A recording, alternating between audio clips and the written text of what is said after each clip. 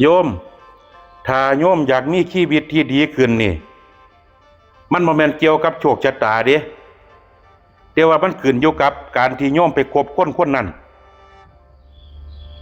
โยมไปคบคนที่คิดบวกโยมก็สิมองโลกได้กว้างขวางโยมสิกลายเป็นคนมองโลกในแง่ดีสิมองบ่เห็นขอบผิดผู้ใดทั้งสิ้นถ้าโยมไปคบกับคนขยันแต่ละมือโยมก็สิมีแนวเฮ็ดอยู่บ่เซาถ้าโยมไปคบกับคนที่คิดลบโยมก็สิกลายเป็นคนใจบอดมองบ่เห็นข้อดีของผู้ใดทั้งสิ้นถ้าโยมไปคบหากับคนที่ขี้นินทาโยมก็สิเป็นแบบเดียวกันกับเขานั่นล่ะมองเห็นจากความชั่วผู้อื่นความชั่วเจ้าของมองบ่เห็น